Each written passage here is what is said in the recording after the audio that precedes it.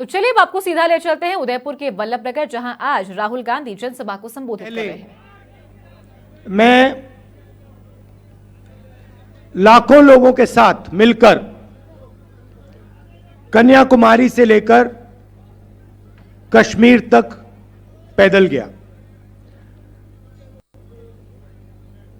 यात्रा का नाम भारत जोड़ो यात्रा था। हमारा लक्ष्य, जो बीजेपी ने नफरत फैलाई है, हिंसा फैलाते हैं, उसके खिलाफ खड़े होने का था। सब लोग, ये देश जानता है कि हिंदुस्तान नफरत का देश नहीं है, मोहब्बत, भाईचारा और इज्जत का देश है। इसीलिए हमने यात्रा में नारा दिया, नफरत के बाजार में हमें मोहब्बत की दुकान खोलनी है। अब सवाल उठता है कि देश में बीजेपी नफरत क्यों फैलाती है, हिंसा क्यों फैलाती है, डर क्यों फैलाती है। भाइयों और बहनों, मैं आपको आज भाषण में दो बातें बताना चाहता हूं। नफरत का कारण बेरोजगारी और महंगाई है। बीजेपी का सिस्टम आपका ध्यान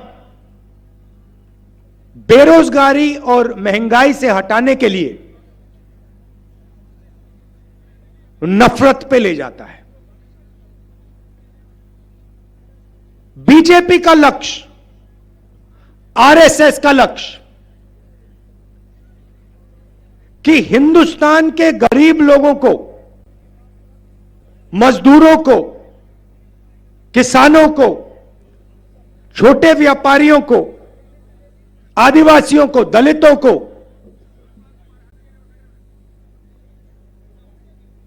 धन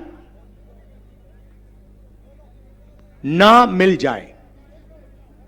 वो चाहते हैं कि धन, हिंदुस्तान सोने की चिड़िया है, वो चाहते हैं कि इस सोने की चिड़िया का पूरा धन चुने हुए लोगों के हाथ में रहे, अरबपतियों के हाथ में रहे, और आदिवासी, दलित, पिछड़े लोग इस धन के बारे में सवाल ना उठाए। यहां आदिवासी बैठे हैं, हम आपको आदिवासी कहते हैं, वो आपको वनवासी कहते हैं। आदिवासी और वनवासी शब्द में क्या फर्क है? आदिवासी का मतलब वो लोग जो हिंदुस्तान के, इस धरती के, भारत माता के पहले मालिक थे। बात समझिए, बात समझिए। इस देश में जो भी जमीन है, जो भी जल है, जो भी जंगल है, वो सबसे पहले आदिवासियों का हुआ करता था। अब इस शब्द के अंदर बहुत कुछ छुपा हुआ है। अगर हम आपको आदिवासी कहते हैं और अगर हम इस बात को मानते हैं कि आप इस देश के पहले मालिक हो, तो हमें आपको जमीन का, जल का, जंगल का अधिकार देना पड़ेगा। बीजेपी ने नया शब्द निकाला,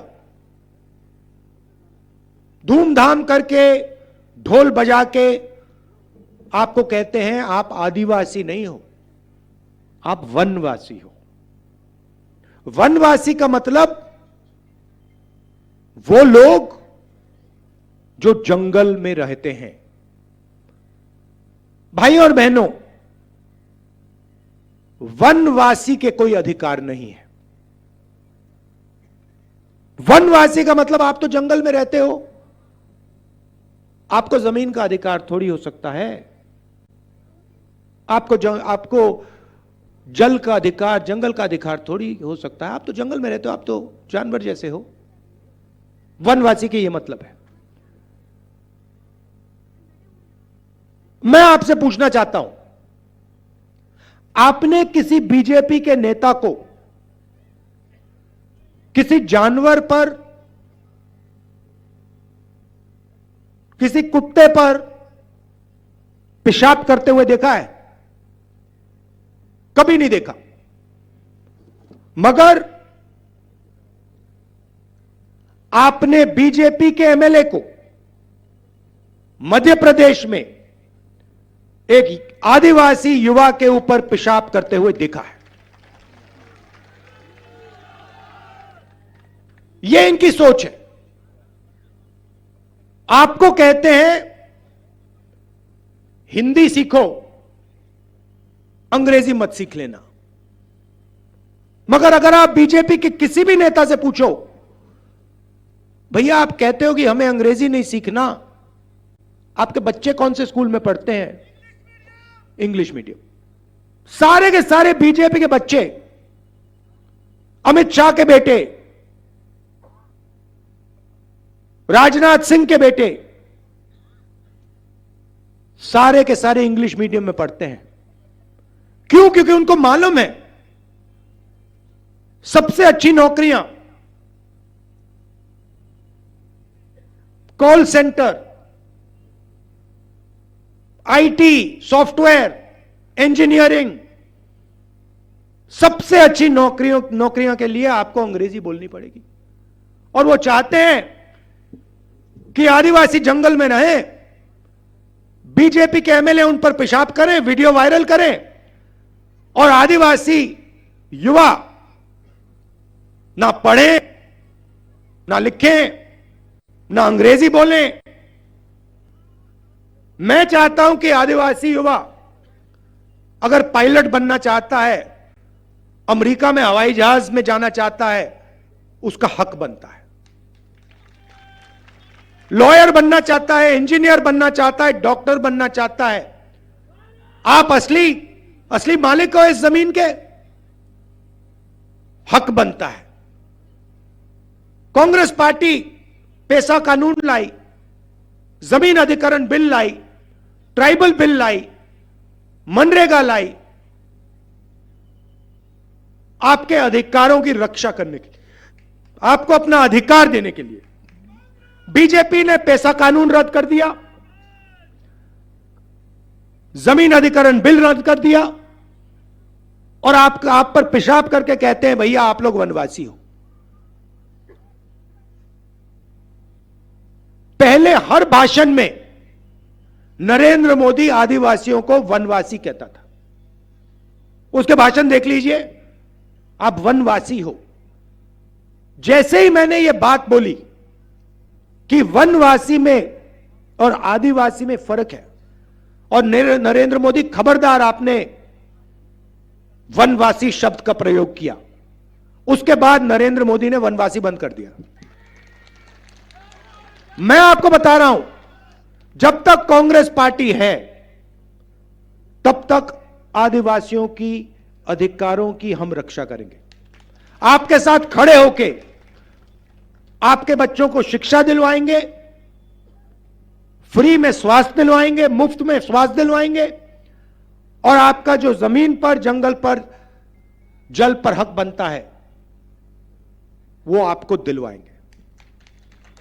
तो ये हुई बात आदिवासियों की। अब चलिए पिछड़ों की बात करते हैं।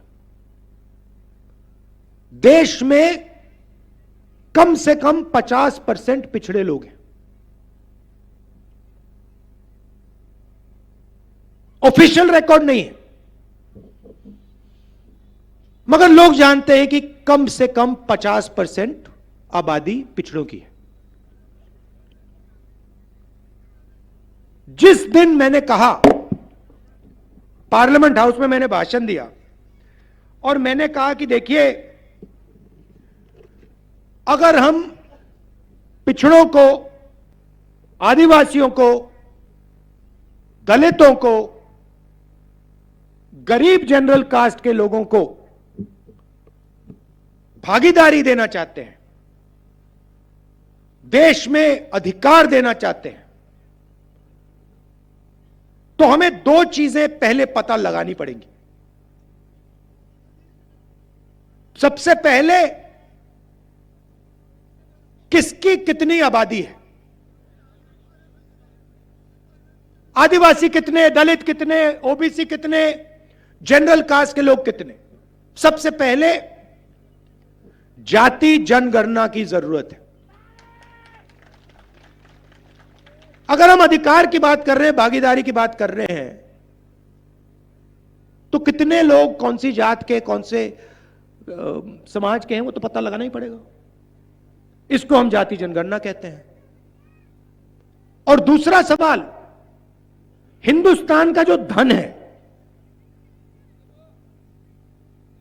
सोने की चिड़िया का धन है, उसका कितना भाग आदिवासियों के पास है, कितना जनरल कास्ट के पास, कितना ओबीसी के पास, कितना दलितों के पास, यह पता लगाना पड़ेगा। इसके बिना देश आगे जा ही नहीं सकता। इसके बिना भागीदारी की बात करना बिल्कुल खोखला है। अगर हमें यह नहीं मालूम कि कितना धन किसके पास है और किसकी कितनी आबादी है, तो भागीदारी की बात कैसे करेंगे। तो मैंने पार्लियामेंट में साफ कहा कि भैया, पहला कदम देश का एक्सरे करना है। जैसे किसी को चोट लगती है, डॉक्टर के पास जाते हैं, कहते हैं भैया एक्सरे कराओ, टांग टूटी नहीं टूटी, हाथ टूटा नहीं टूटा। अब लोगों को दर्द हो रहा है, देश में आदिवासियों को, दलितों को, पिछड़ों को दर्द हो रहा है। लोगों को समझ नहीं आ रही बात, दर्द क्यों हो रहा है। इसलिए जाति जनगणना देश का एक्सरे है, यह पहला कदम है। अब मैंने यह पार्लियामेंट में बोला, नरेंद्र मोदी जी, जाति जनगणना करिए। यूपीए के समय हमने आंकड़े निकाले थे, देश को दिखा दीजिए। उस दिन के बाद नरेंद्र मोदी जी के भाषण बिल्कुल बदल गए। पहले यहां राजस्थान में आते थे, मध्य प्रदेश में जाते थे, छत्तीसगढ़ में जाते थे, कहते थे मैं ओबीसी हूं, मैं ओबीसी हूं। हर भाषण में 10-15 बार मैं ओबीसी हूं, मैं ओबीसी हूं। जिस दिन मैंने जाति जनगणना की बात की, जिस दिन मैंने कहा कि ओबीसी की आबादी कितनी है, उस दिन के बाद नरेंद्र मोदी कहते हैं, भाइयों और बहनों, हिंदुस्तान में एक ही जात है, गरीब। पैसे का, अगर हिंदुस्तान की सरकार 100 रुपए खर्च करती है, तो आदिवासी अफसर 10 पैसे पर निर्णय लेते हैं।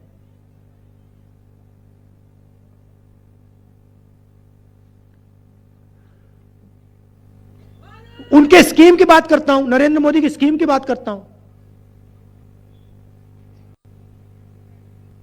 फसल बीमा योजना, फसल बीमा योजना में क्या है, मैं साफ समझा देता हूं आपको। पैसा आता है जीएसटी से। आदिवासी भाई, दलित भाई, पिछड़े लोग, गरीब जनरल कास्ट के लोग 1 लीटर पेट्रोल खरीदते हैं, उतनी ही जीएसटी देते हैं जितनी अदानी देता है। अदानी अरबपति, मगर अगर अदानी 1 लीटर पेट्रोल खरीदे और हिंदुस्तान का सबसे गरीब व्यक्ति 1 लीटर पेट्रोल खरीदे, तो जीएसटी एक जैसी जाती है। आप शर्ट पहने हो, सफेद शर्ट पहने हो, अगर अदानी जी ये शर्ट खरीदे और अगर आप ये शर्ट खरीदो, जीएसटी एक जैसी जाएगी। वो अरबपति है, जीएसटी एक, तो जीएसटी से पैसा आता है। किसका पैसा है? 50% पिछड़ों का, तकरीबन 15% दलितों का, तकरीबन 12% आदिवासियों का। तो फसल बीमा योजना आपको समझा देता हूं। फसल बीमा योजना में 35,000 करोड़ लगते हैं।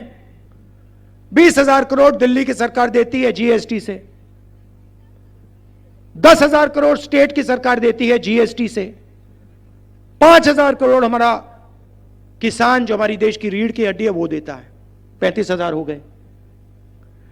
अब नरेंद्र मोदी की सरकार 35,000 करोड़ उठा के 16 कंपनियों के हाथ में पकड़ा देती है।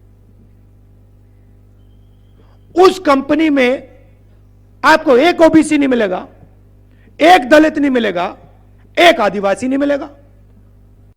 तो आपके जीएसटी के पैसे जेब से निकले, 35,000 करोड़ रुपए 16 कंपनी के जेब में गए से। अब आपके खेत में नुकसान होता है, ओला गिर जाता है, तूफान आ जाता है, हमारे पिछड़े आदिवासी दलित किसान, गरीब जनरल कास्ट के किसान फोन लगाते हैं कंपनी को, कहते भैया हमने पैसे दिए थे, हमारा जीएसटी का पैसा गया, हमारा खेत का नुकसान हो गया। कहते भैया तुम्हें हम पैसे नहीं देने वाले। पूछ लो किसानों से। जब किसानों का खेत नष्ट होता है, महीनों के लिए ये ईमेल और टेलीफोन करते रहते हैं, इनको पैसा नहीं मिलता, बहाने बनाते हैं।